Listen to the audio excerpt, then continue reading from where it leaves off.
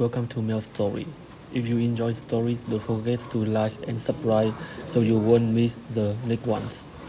My husband forgot my birthday for 8 years. I forgot he existed. Every year it was the same thing. My birthday would come, and Roger would act like it was just another Tuesday. No card, no flowers, no dinner, nothing. He'd come home from work, ask what was for dinner, and watch TV until bed. When I'd mention it was my birthday, he'd say we were too old for that stuff and birthdays were for kids. He'd say real adults didn't need parties and presents. But Roger's birthday was different. He'd start talking about it 2 months before. He'd send me links to expensive watches and golf clubs. He'd make restaurant reservations at places that cost $300 per person. He'd invite his friends over for poker nights and expect me to cook for everyone.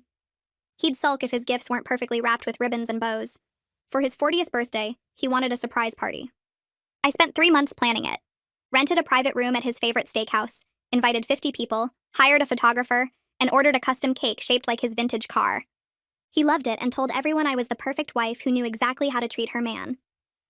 2 weeks later was my 40th birthday. Roger went golfing. Didn't even say happy birthday when he left. Came home at 8 p.m. and asked why dinner wasn't ready. I reminded him it was my birthday. He said I should have reminded him earlier and grabbed a beer. That was year 8 of this. 8 years of my birthdays being nothing, while his were productions. His mother, Nancy, would call him at midnight on his birthday, singing to him. She'd never once called me on mine, even though I'd been married to her son for almost a decade. She'd actually told me that women who expected birthday celebrations were high maintenance. Roger's sister would post long Facebook messages about what an amazing brother he was on his birthday. On mine, she'd post about random things like her new diet. Roger kept a list on his phone of everything he wanted for birthdays and Christmas. He'd check items off as he received them and complain if something was the wrong brand or color. When I asked him once what he was getting me, he said my gift was being married to him. He actually said that with a straight face. Year 9 was when I stopped trying. My birthday came and went without a word from Roger. He didn't even notice I'd taken the day off work. I spent it at a spa using money from my separate account, which he didn't know about. I'd been saving $20 here and there for months.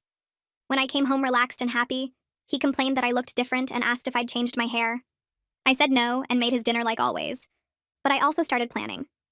For Roger's birthday that year, I did absolutely nothing. The day came, and he woke up expecting breakfast in bed. I was already dressed for work. He asked where his special breakfast was. I asked what was special about a random Thursday. He said it was his birthday. I said birthdays were for kids, and real adults didn't need that stuff. Just repeated his exact words back to him. He waited all day for surprise plans. Nothing happened. No party, no dinner reservation, no gifts. His mother called, asking what time the party started. I told her there was no party because Roger said we were too old for birthday celebrations. She called Roger, screaming about how I was a terrible wife.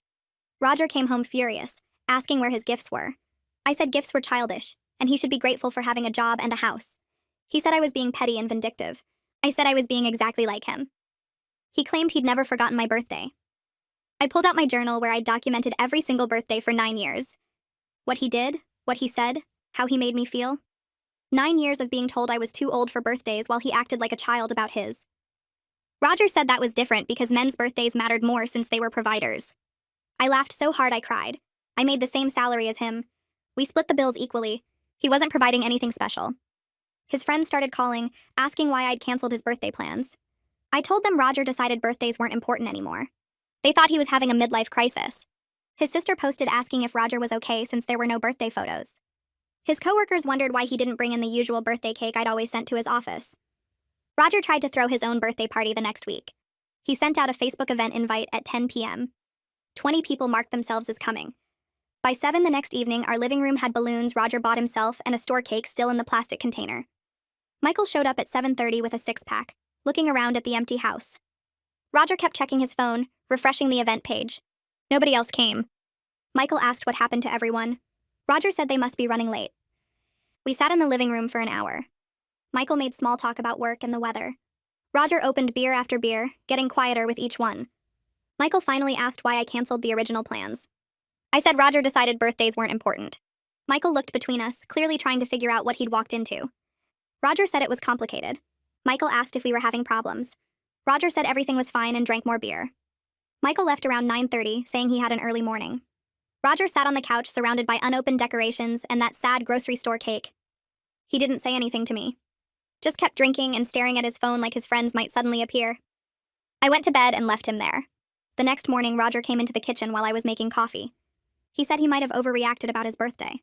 He said we should just forget the whole thing and go back to normal. I poured my coffee and asked what normal meant to him. He said normal like before, when things were good between us.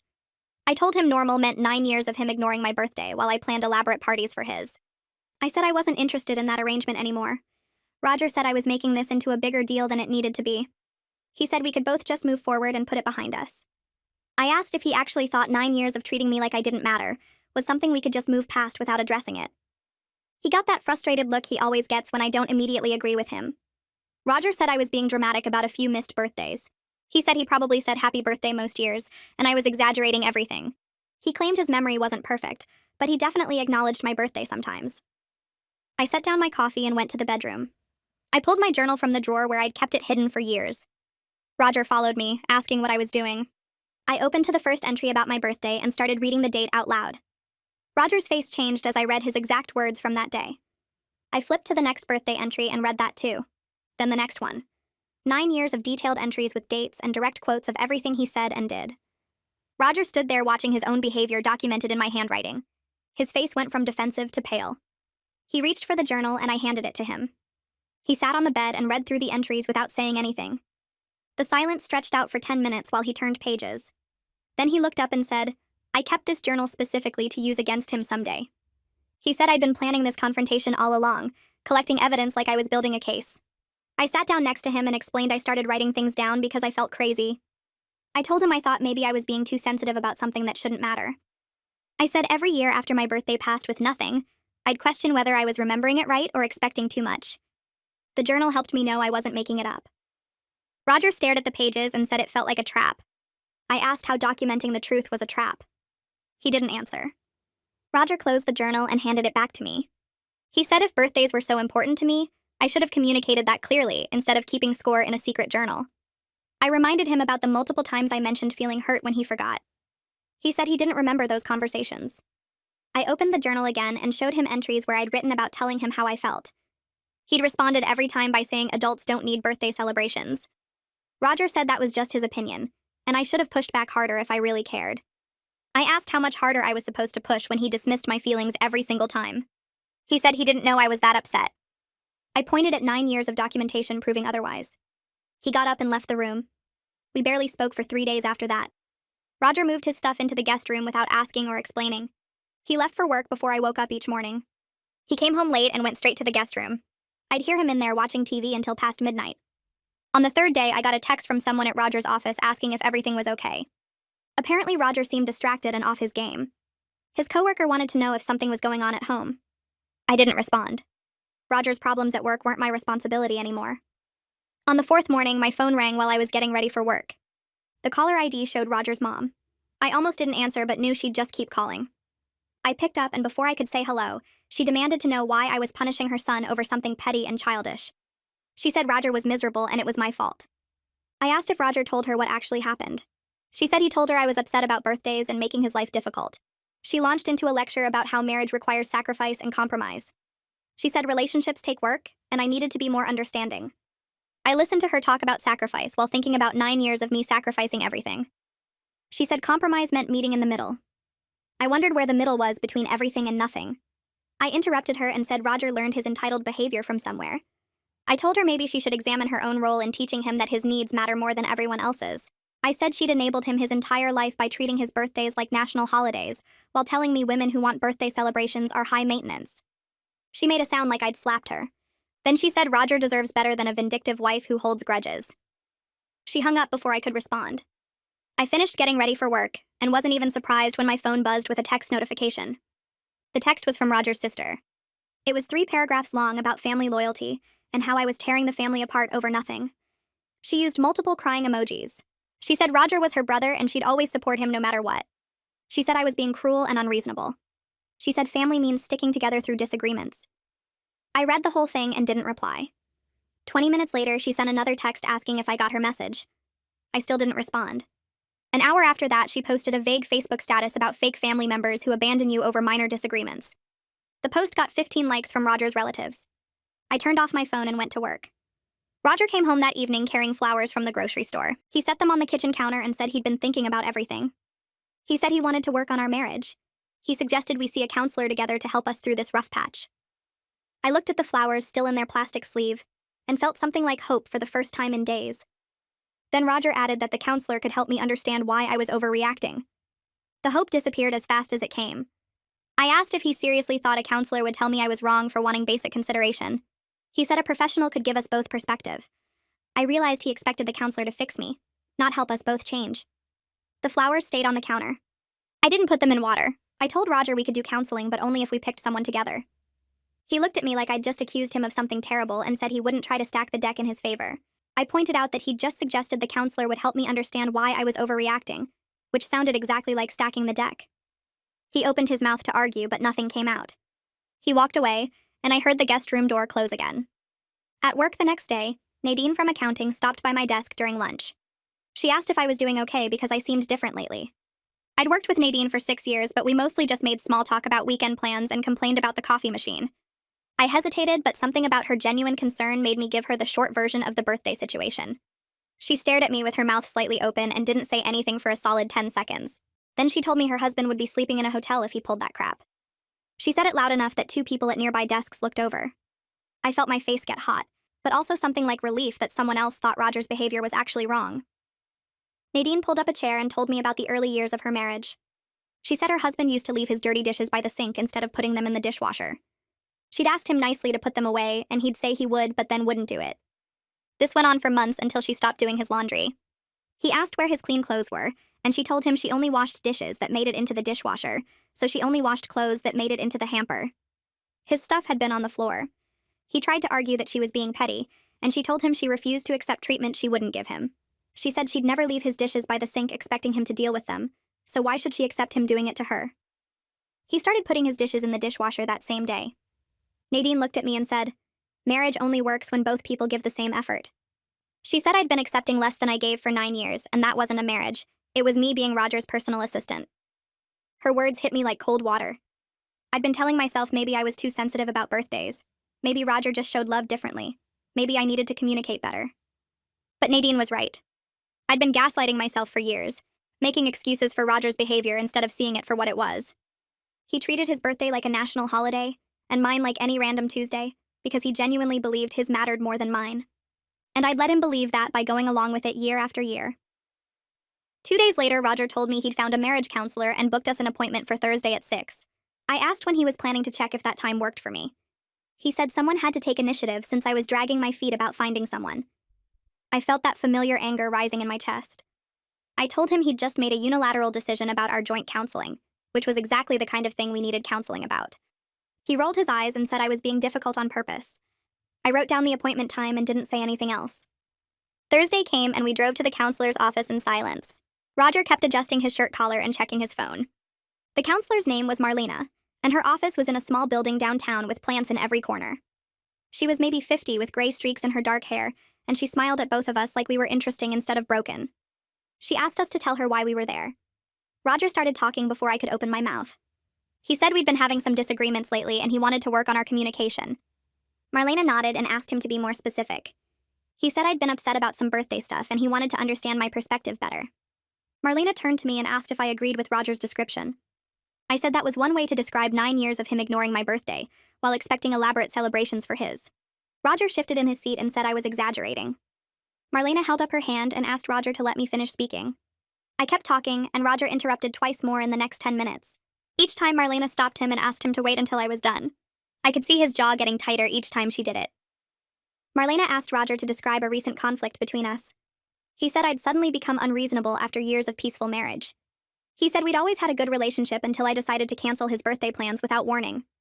He made it sound like I'd woken up one day and randomly decided to ruin his birthday for fun. I interrupted and said that wasn't accurate at all. I pulled out my journal and started reading entries from the past 9 years.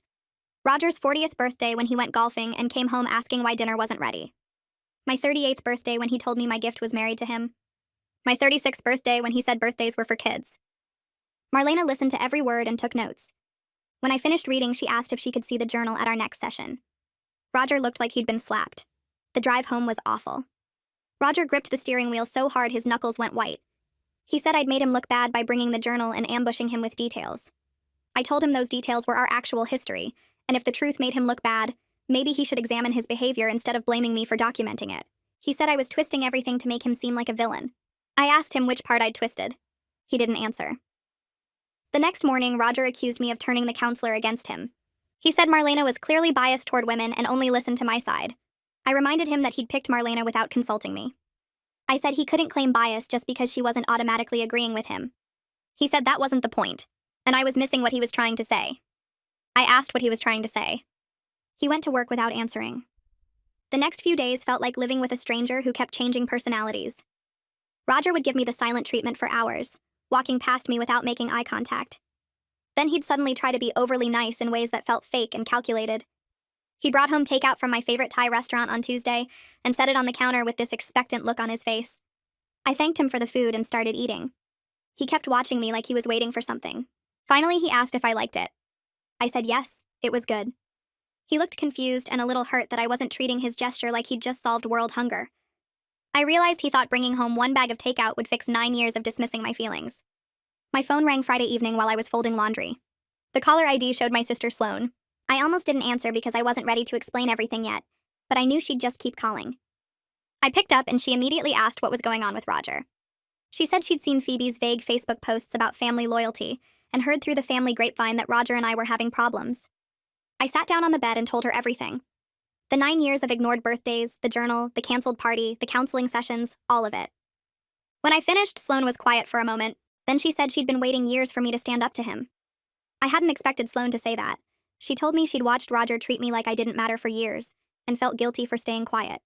She said our mom had noticed it too, and even our cousin brought it up at Christmas 2 years ago, when Roger spent the whole dinner talking about his promotion, while cutting me off every time I tried to share news about my own work. Sloane said they'd all agreed it wasn't their place to interfere in my marriage, but now she wished someone had spoken up sooner. She apologized 3 times and said she'd support whatever I decided to do next, whether that meant staying with Roger or leaving him. After we hung up, I sat on the bed for a long time just staring at the wall. I felt validated but also angry that everyone had seen what was happening and nobody said anything until I made a scene by canceling Roger's birthday. The next morning, I opened my laptop while Roger was in the shower and started searching for information about living alone. I pulled up rental listings in my area and calculated what I could afford with just my salary. The numbers surprised me. I made enough to rent a decent 1-bedroom apartment and still have money left over for groceries and bills. My secret savings account had grown to almost $4,000, enough for a security deposit and first month's rent with some cushion left over. I opened a spreadsheet and started listing all our shared expenses, figuring out which ones I'd need to cover alone and which ones would disappear if I left. The math worked. I could actually do this if I needed to. That realization felt terrifying and exciting at the same time, like standing at the edge of something huge and unknown. I heard the shower turn off and quickly closed all the tabs on my laptop. Roger walked into the bedroom wrapped in a towel, his hair still dripping. He glanced at my screen and asked what I was working on. I told him it was just work stuff and closed the laptop completely, my heart beating faster than it should have been. He looked at me for a second like he wanted to ask more questions, then shrugged and went to get dressed. I sat there feeling guilty about lying, but also protective of the information I'd just gathered, like I needed to keep it safe until I figured out what to do with it. Our second counseling session happened 3 days later. Marlena had my journal sitting on the side table when we walked in. She said she'd read through all 9 years of entries and wanted to discuss them with both of us. Roger shifted in his seat and crossed his arms. Marlena opened the journal to a page she'd marked and asked Roger how he thought his behavior over those 9 years had affected me. He was quiet for what felt like forever, then said he didn't mean to hurt my feelings. Marlena waited for him to say more, but he just sat there looking uncomfortable. She asked him to be more specific about what he understood about the impact of his actions. Roger said he guessed I felt ignored on my birthdays, but he never thought it was a big deal because we were both adults. Marlena wrote something down and asked if that was all he had to say after reading 9 years of documented hurt. Roger said he wasn't good with feelings and didn't know what else she wanted him to say. Marlena put the journal down and introduced a new topic called emotional labor. She asked Roger to describe everything I did to make his birthday special. He sat up a little straighter and started listing things. The restaurant reservations, the gift shopping, the party planning, the coordination with his friends and family, the custom cakes, the perfect wrapping, the surprise elements. He talked for almost 5 minutes about all the work I put in, and I could tell he was proud of how well I'd always celebrated him. Then Marlena asked what he did for my birthdays. Roger opened his mouth and then closed it again. He said he usually said happy birthday. Marlena asked what else. Roger looked at the floor and admitted there wasn't much else. She let that sit in the silence between us for a full minute before moving on. The session ended with Marlena giving Roger homework. She asked him to write down everything he appreciated about me and everything he contributed to our relationship beyond his paycheck. Roger took the paper she handed him and nodded. On the drive home, he complained that therapy was supposed to help us get along better, not make him feel worse about himself. I didn't respond. When we got home, he went straight to his office and closed the door. I made dinner alone and ate alone while he stayed in there working on something. The next week came and went. Roger's homework paper stayed blank on his desk. I saw it there when I walked past his office, just sitting under a coffee mug with nothing written on it. Our third counseling session arrived and Marlena asked Roger to share what he'd written. He said he'd been too busy with work projects to finish the assignment. Marlena looked at him for a long moment and then asked if he'd had any free time that week. Roger said not really. Everything had been crazy at the office. Marlena pulled out her phone and showed him something. She'd asked me earlier in the week to track Roger's schedule and I'd sent her a list of his activities. She read it out loud. Golf on Tuesday afternoon, golf again on Thursday morning, poker night on Friday, football on Sunday. Marlena asked Roger to examine his priorities and explain how he'd found time for 4 recreational activities, but couldn't find 30 minutes to complete homework that might save his marriage. Roger's face turned red. He said those activities helped him relax and manage stress from work. Marlena asked if his marriage was less important than golf. Roger said that wasn't fair and she was twisting his words. She asked him to explain what he meant then. Roger got louder and said he was tired of being treated like the villain in every session when he'd been a good husband for 9 years. He said he provided for our household, he never cheated, he never hit me, and he showed up to counseling even though he didn't think we needed it. Marlena stayed calm and said those were baseline expectations for any partner, not special achievements that deserved credit. She said not being abusive wasn't something he should expect praise for, because that was the bare minimum of human decency. Roger looked like she'd slapped him. I could see him trying to think of a comeback, but nothing came out. Then I spoke up for the first time that session. I said I was tired of being grateful for the bare minimum while Roger expected constant celebration and acknowledgement for every little thing he did. I said I'd spent 9 years making him feel special and important while he made me feel invisible and unworthy of the same effort. I told him clearly that I deserved the same consideration and effort I'd given him all those years, and if he couldn't understand that, then maybe we didn't belong together. My voice didn't shake. I didn't cry. I just said what I needed to say, and then stopped talking. Roger went quiet after that. He didn't argue or defend himself. He just sat there staring at his hands.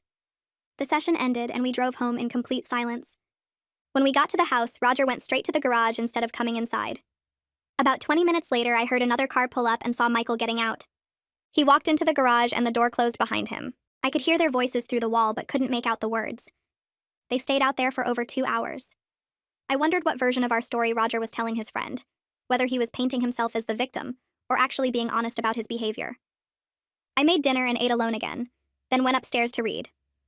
The garage door finally opened around 9 and I heard Michael's car leave.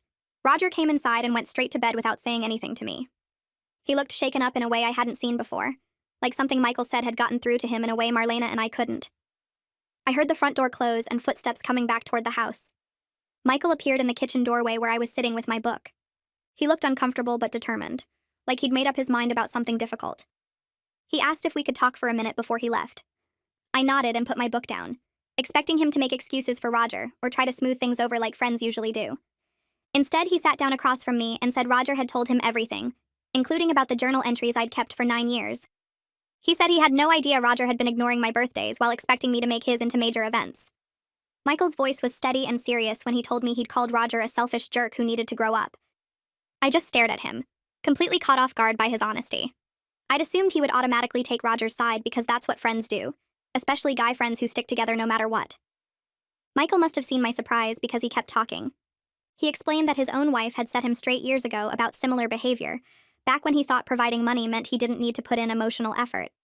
He said she'd threatened to leave him if he didn't start treating her like an equal partner, instead of someone who should be grateful for his paycheck. Michael looked me in the eye and said he was grateful she'd been tough with him before he destroyed their marriage the way Roger was destroying ours. He told me I was doing the right thing by standing up for myself, and that Roger needed to hear hard truths from multiple people, not just from me. I thanked him quietly, still processing the fact that Roger's best friend since college had just validated everything I'd been feeling. Michael stood up to leave and paused at the door. He said Roger was lucky to have me and needed to figure that out before it was too late. Then he left, and I sat there in the kitchen feeling less alone than I had in months. About 10 minutes later, the garage door opened and Roger came inside. His face looked different, sort of shaken and pale in a way I hadn't seen before. He walked slowly into the kitchen and leaned against the counter instead of sitting down. Roger admitted that Michael hadn't held back about calling out his behavior, that his friend had been brutally honest about how badly he'd been treating me. He said maybe he needed to hear these things from his friends, and not just from me and Marlena, the counselor he kept trying to dismiss as biased. Roger's voice was quiet, and he wasn't making eye contact, just staring at the floor tiles. He looked genuinely rattled by whatever Michael had said to him during those 2 hours in the garage. I didn't say anything, just waited to see if he'd actually do something different, or if this was another temporary moment of awareness that would fade by tomorrow. He asked if I wanted anything and I said no. Roger nodded and went upstairs without his usual routine of checking his phone or turning on the TV. I stayed in the kitchen thinking about how strange it felt to see him actually affected by criticism from someone other than me. The next week brought small changes that felt weird and uncomfortable. Roger started asking about my day when he got home from work, and instead of half listening while scrolling through his phone, he actually looked at me and seemed to pay attention to my answers. He offered to make dinner twice without me asking or hinting. He remembered I had a dentist appointment and asked how it went when I got home. The efforts felt stiff and unnatural, like he was following a script or checking items off a list of things good husbands should do. I could tell he was trying, but it didn't feel genuine yet. More like someone performing actions they'd been told were important without really understanding why. Still, I acknowledged his attempts because they were more than he'd done in years. When he asked about my project at work, I gave him real details instead of the usual brief summary I'd learned to provide. When he made spaghetti for dinner, I thanked him and said it was good, even though the sauce was watery. These tiny interactions felt like we were learning a new language together, stumbling over words and grammar, but at least making the effort to communicate. Part of me stayed guarded, waiting for him to get tired of trying and slip back into old patterns. Part of me felt cautiously hopeful that maybe this could actually lead somewhere different. My birthday started creeping into my awareness like an approaching storm. The date sat on the calendar, getting closer each day, and the tension in the house grew thicker with all the things we weren't saying out loud. Roger knew this was a test. I knew this was a test. We both moved around each other carefully, overly polite in a way that felt exhausting. He'd glance at me sometimes with this nervous expression, like he was trying to read my mind and figure out what I expected. I caught myself doing the same thing, wondering if he'd actually remember this year, or if the past week of small efforts would evaporate when it mattered. The unspoken pressure made everything feel heavy and strange. We'd have normal conversations about groceries or whether to call the plumber about the bathroom sink, but underneath every interaction was this awareness that something important was coming. Roger seemed jumpy and distracted, checking his phone more than usual but in a different way than before, like he was looking up information instead of just scrolling mindlessly. I tried to focus on work and my normal routine, but the approaching date kept pulling at my attention. 9 years of nothing had taught me not to hope, but the past week of changes made it impossible not to wonder if this time might actually be different. 3 days before my birthday, Roger found me in the living room folding laundry. He stood in the doorway looking nervous, shifting his weight from one foot to the other. Then he asked directly what I wanted to do to celebrate my birthday. The question hit me like cold water. After 9 years of silence and dismissal, I didn't know how to respond to such a straightforward, normal question. My brain seemed to freeze up, unable to form an answer. I'd spent so long training myself not to expect anything, not to even think about what I might want, that when faced with the actual question, I had nothing ready. Roger waited while I stood there holding a towel, my mouth opening and closing without words coming out. I could see hurt flash across his face, like my inability to answer immediately was rejection. He asked if I was okay, and I managed to say I needed to think about it. Roger's shoulders dropped and he nodded slowly before leaving the room. I finished folding the laundry in silence, annoyed with myself for not being able to just say something simple like dinner or a movie. But the truth was I genuinely didn't know what I wanted because I'd stopped letting myself want anything years ago. At our next counseling session, I told Marlena about Roger's question and my frozen response. She listened carefully, and then explained that I was protecting myself from disappointment, which made complete sense after years of being let down. Marlena said my reaction was totally normal and reasonable given my history. She asked what would feel safe to ask for, something that wouldn't devastate me if Roger messed it up. I thought about it during the session while Roger sat quietly beside me, not interrupting or defending himself for once. Marlena suggested starting small with something specific and manageable, a clear request that Roger could either meet or not meet without ambiguity. The idea of making myself vulnerable again by expressing what I wanted felt scary, but I also knew that if I never asked for anything, nothing would ever change. By the end of the session, I decided what felt manageable as a first step. Marlena seemed pleased and told Roger this was his opportunity to show through actions instead of just words that he was actually changing. Roger nodded seriously and said he understood. That evening after dinner, I told Roger what I wanted. I said I wanted a nice dinner at a restaurant I would choose, and I wanted him to plan and arrange everything without me having to provide detailed instructions or reminders. I explained this felt like a reasonable test of whether he could put in real effort without me doing all the emotional labor of managing the process. Roger listened without interrupting, and when I finished, he said okay. He looked nervous, but also determined, like he recognized how important this was. I gave him the name of a restaurant I'd mentioned loving several months ago, curious if he'd remember me talking about it or if he'd need me to explain why I picked that place. Roger wrote down the name on his phone and said he'd take care of everything. The conversation felt formal and slightly awkward, like we were negotiating a business arrangement instead of planning a birthday celebration. But at least we were communicating clearly about expectations, instead of me hoping he'd magically figure out what I needed. Over the next 2 days, I caught Roger researching restaurants on his phone multiple times. He'd be sitting on the couch with his laptop open, scrolling through reviews and menus with a focused expression. I saw him making notes in a small notebook he usually only used for work projects. Every instinct in my body wanted to help him, to offer suggestions or check if he needed anything. I'd spent so many years managing every detail of our lives that watching him struggle felt uncomfortable and wrong. But I forced myself to stay quiet and let him figure things out on his own.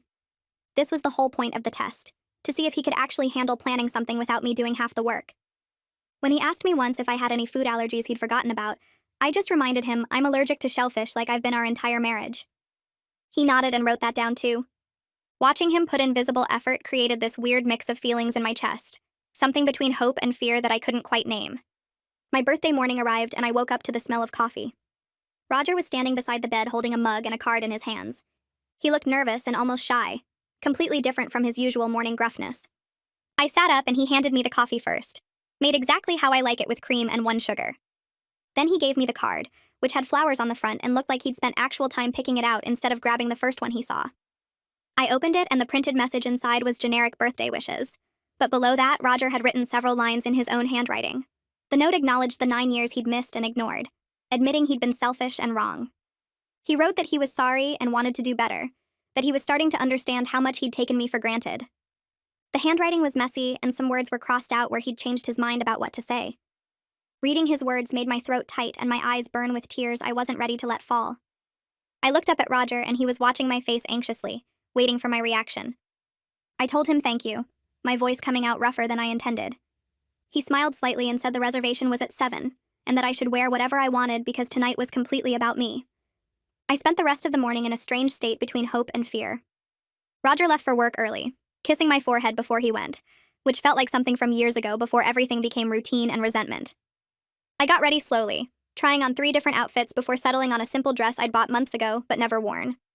The effort felt important somehow, like I was meeting someone new instead of having dinner with my husband. Work dragged by in a blur of emails and meetings where I contributed just enough to seem present while my mind kept circling back to tonight. Nadine stopped by my desk during lunch and asked if I was feeling okay because I seemed distracted. I told her it was my birthday, and Roger was taking me to dinner. She raised her eyebrows and asked if this was the same Roger who'd ignored my birthday for 9 years. I said yes, and that he seemed to be trying to change things. She squeezed my shoulder and told me to enjoy it, but keep my eyes open. The restaurant Roger chose was actually the place I'd mentioned back in March when my coworker brought in leftovers that smelled amazing. I'd commented that I wanted to try it sometime, just a casual remark during lunch break that I didn't think anyone was listening to. Roger must have written it down or saved it in his phone somehow. This realization hit me while I was finishing a report, and I had to stop typing because my hands were shaking slightly. He'd actually paid attention to something I said instead of waiting for me to organize everything. When I got home at 5:30, Roger was already there, which never happened on weekdays. He'd changed into nice pants and a button-down shirt, not the expensive designer stuff he usually wore for his own celebrations, just clean and presentable. He asked if I needed time to get ready, and I said I'd be quick. In the bedroom, I touched up my makeup and changed into the dress, studying myself in the mirror and trying to remember the last time Roger and I went on an actual date. Maybe 3 years ago for our anniversary, and even then he'd spent half the dinner on his phone responding to work emails. I came downstairs and Roger looked up from his phone where he was checking the reservation time. He told me I looked beautiful, and the compliment sounded genuine instead of automatic. We drove to the restaurant in his car with the radio playing quietly between us. The silence felt heavy but not hostile, more like we were both nervous about what this evening meant. Roger parked and came around to open my door, which surprised me enough that I just stared at him for a second before getting out. Inside the restaurant, the host checked Roger's reservation and led us to a table by the window. The place was nicer than I expected, with soft lighting and actual tablecloths instead of paper. Roger pulled out my chair before sitting down across from me. We looked at menus and I could feel him watching me, probably trying to gauge my reaction to everything. The waiter came and Roger ordered wine without asking what I wanted first, then caught himself and asked if that was okay. I said it was fine and he looked relieved. We made small talk about work and the weather, both of us avoiding the bigger conversation hovering between us. When our food arrived, Roger asked about a project I'd mentioned weeks ago, and I realized he'd actually remembered details I'd told him. This kept happening throughout dinner, him referencing things I'd said in passing, demonstrating he'd been listening even when I thought he was tuned out. The evening felt strange and slightly uncomfortable, like we were learning how to talk to each other again after years of just existing in the same house. After we finished eating, Roger pulled a wrapped box from under his chair. The wrapping was messy and clearly done by him, not by a store employee, which somehow made it more meaningful. I opened it carefully and found a set of professional art supplies, watercolors and brushes, and thick paper designed for painting. I looked up at him confused because this wasn't something I'd asked for or expected. Roger explained that I'd mentioned months ago wanting to try painting, just a random comment while we were watching a home improvement show. He said he'd researched what beginners needed and picked supplies that would be good for learning. I touched the brushes and felt tears burning behind my eyes because this gift showed he'd listened to something I cared about instead of buying what he thought I should want. I thanked him, and my voice came out rougher than I meant it to. Roger reached across the table and took my hand, saying he knew one good birthday didn't fix 9 years of being selfish and wrong. He said he understood if I didn't trust this yet, and that he had a lot of work to do to prove he was actually changing. I squeezed his hand and told him this birthday felt different, really different, but that I needed to see consistent effort over time, not just one nice day. Roger nodded and said he was rebuilding trust he'd destroyed through years of entitled behavior, and he knew that would take time. We sat there holding hands across the table while the waiter cleared our plates, and for the first time in years, I felt like maybe we could actually fix what was broken between us. The drive home was quieter but more comfortable, and when we got inside, Roger asked if I wanted to try the art supplies. I said maybe tomorrow because I was tired from the emotional weight of the day. He kissed me goodnight at the bedroom door, a real kiss instead of the quick peck we'd been doing for months, and told me happy birthday one more time. I lay in bed that night holding the card he'd given me that morning, reading his messy handwriting over and over, trying to decide if I believed this change was real or just temporary performance. The next morning, my phone rang while I was making coffee. Nancy's name appeared on the screen, and I considered not answering, but curiosity won. I picked up and she asked how my birthday was, her tone suggesting Roger had already told her he'd made an effort. I kept my voice neutral and said it was nice, that Roger took me to dinner and got me a thoughtful gift. Nancy made a sound of approval and said she was glad Roger was being a good husband again. The phrase made my jaw tighten because it implied he'd just had a brief lapse instead of 9 years of consistent selfishness. I told her I appreciated her calling but needed to get to work. She said she hoped things would go back to normal now, and I said we were working on finding a new normal, not going back to the old one. The distinction seemed to confuse her, and she ended the call quickly. I felt satisfied that I'd maintained my boundary without being rude, refusing to absolve her of enabling Roger's behavior just because he'd managed one decent birthday. Roger and I had our next counseling session that Thursday. Marlena asked how my birthday went, and I described the dinner and the gift, while Roger sat beside me looking nervous. Marlena acknowledged that Roger had made genuine effort, and that planning something thoughtful was real progress. Then she looked at both of us seriously and said one good day didn't mean the underlying problems were solved. She explained that real change required sustained effort over months, not isolated gestures when the pressure was on. Marlena assigned us new homework about identifying the beliefs and patterns that created our dynamic. She wanted us to separately write about messages we'd received growing up about gender roles and relationships, then discuss them together. Roger shifted uncomfortably in his chair, but agreed to do the assignment. On the drive home, he was quiet, and I could tell he was processing what Marlena said about sustained effort. That weekend, we sat at the kitchen table with our homework sheets. Roger had actually filled his out, which surprised me since he'd skipped the last assignment. He'd written about his family, and how his mother always centered his father's needs, how birthdays and holidays revolved around making the men happy. I read through his answers and saw him struggling with concepts he'd never questioned before. When we discussed it together, Roger admitted he'd internalized messages about men being more important and deserving more attention. He said he'd never thought about whether that was fair or true, just accepted it as normal because that was how his family operated. This moment felt significant, watching him genuinely reflect on beliefs he'd held his entire life. I told him I appreciated his honesty, and that recognizing these patterns was the first step toward changing them. Roger asked about my homework, and I shared how I'd learned to make myself smaller, to manage everyone's emotions and needs while ignoring my own. We talked for over an hour, the longest real conversation we'd had in years. The following week, we started having actual conversations about household responsibilities. Roger seemed genuinely surprised when I listed everything I did that he never noticed. The mental load of tracking groceries, scheduling appointments, remembering birthdays for his family, planning meals, managing our social calendar, all the invisible work that kept our life running smoothly. He'd thought we split things equally because we both worked and paid bills, not realizing that I was doing 10 additional hours of unpacking and organizing and planning every week. Roger said he'd never thought about it that way, and asked what he could take on. We made a list together of specific tasks he'd handle without being asked or reminded. He'd do the grocery shopping using a list he maintained, schedule his own appointments and remember them, and take over planning for his family's birthdays and holidays. I felt skeptical about whether he'd follow through, but I appreciated that he was willing to try. 3 weeks after my birthday, Roger was still maintaining most of his new behaviors. He'd slip occasionally, like forgetting to add something to the grocery list, or starting to interrupt me before catching himself. But he was making visible effort, and I noticed him genuinely trying to remember things I mentioned and show interest in my life. He'd ask about my day and actually listen to my answer instead of waiting for his turn to talk. He'd check in about plans before making commitments that affected both of us.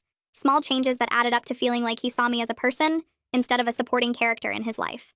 One afternoon, my sister Sloane came over for coffee. She'd been hearing updates from me about the counseling and Roger's efforts, but she wanted to see for herself how things were going. We sat in the living room and Roger joined us, making conversation instead of disappearing to watch TV. Sloane asked him about work, and he answered, then turned the question back to her and listened to her response. After an hour, Sloane said she needed to run errands, and Roger walked her to the door.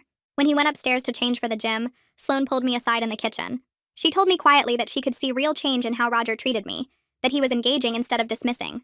She warned me to protect myself and stay aware, but acknowledged he seemed to be doing the difficult work of examining his entitled beliefs. I thanked her for being honest and for supporting me through everything.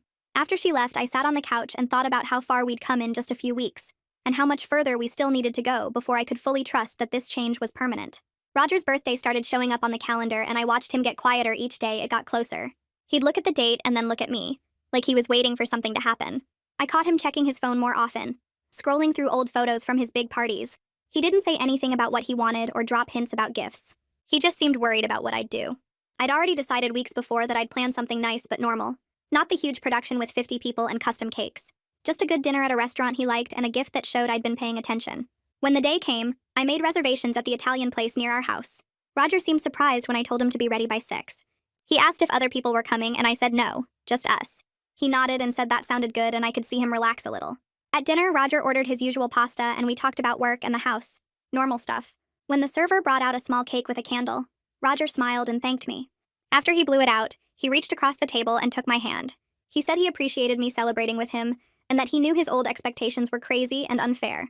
He said he was learning to be happy with gestures instead of demanding performances. I squeezed his hand back and told him I could see him trying. The gift I got him was a book about vintage cars that he'd mentioned wanting months ago. He held it for a long time and said it meant a lot that I'd remembered. The whole evening felt different from every birthday before. No stress, no huge bills, no feeling like I had to prove something. Just 2 people having dinner together. Nancy called the next day and asked how the birthday went. I kept my answer short and said we had a nice dinner. She made a comment about it being smaller than usual, her voice doing that thing where she wasn't quite asking a question but wanted me to explain. Before I could say anything, Roger took the phone from me. He told his mother that simpler celebrations worked better for both of us, and that we decided together to do things differently. Nancy went quiet on the other end. Roger kept talking, saying he'd spent too many years making birthdays into a big deal when they didn't need to be.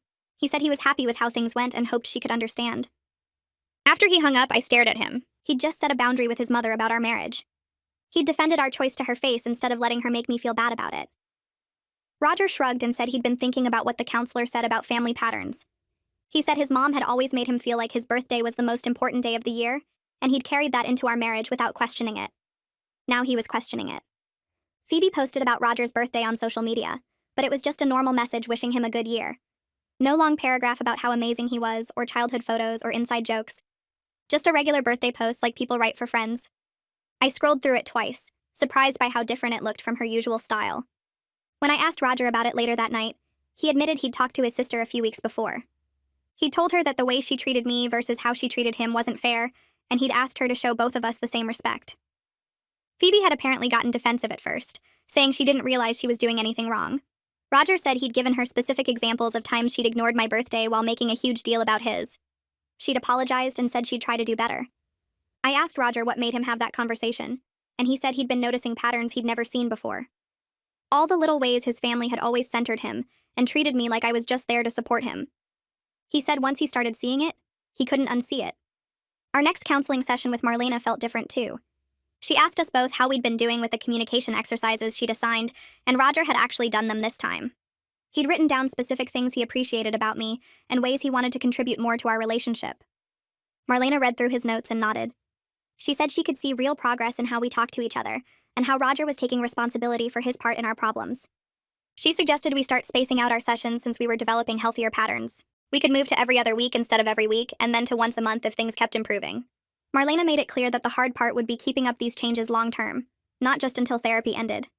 She said a lot of couples did great in counseling and then slipped back into old habits once they stopped coming.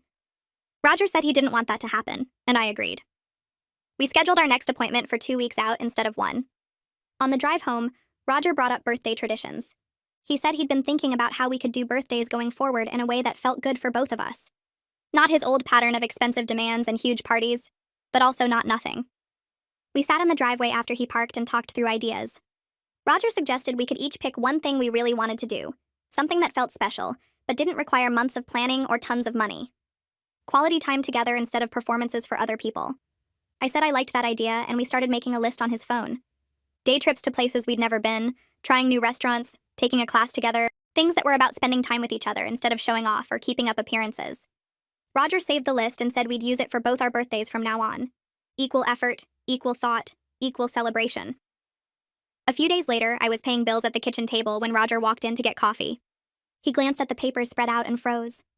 I looked up and saw him staring at a bank statement from my separate account. The one I'd been hiding and using for my spa day and other things I didn't want to explain. My whole body went tight, waiting for him to get mad or accuse me of planning to leave. Roger picked up his coffee mug and took a sip. Then he said he understood why I needed that security after everything that had happened. He said he got it, that I needed to know I had options and wasn't trapped. He didn't ask how much was in it or what I planned to do with it. He just said he understood and walked back out of the kitchen. I sat there staring at the statement, surprised by how he'd reacted. The old Roger would have exploded about secrets and trust. This Roger seemed to get that trust had to be rebuilt slowly, and that meant accepting I wasn't ready to feel completely safe yet. Our anniversary came up a few weeks later. We'd barely acknowledged it the past few years, both of us too tired and resentful to pretend we were happy. This year felt different. Roger suggested we go out to dinner, somewhere nice but not over the top. We ended up at a steakhouse downtown, sitting across from each other in a booth. Roger ordered wine and we toasted to our anniversary. He said something that surprised me. He said we'd almost destroyed our marriage and it had been mostly his fault. He said he'd been too entitled and selfish to see my worth, and he'd almost lost me because of it. I told him I'd been close to leaving, that I'd looked into what divorce would cost and what my life would look like alone.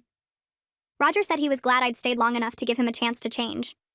We talked about how far we'd come and how much work it had taken. The conversation felt real and honest, without either of us trying to make ourselves look better or avoid hard truths. When we got home, Roger pulled me close and said thank you for not giving up on him.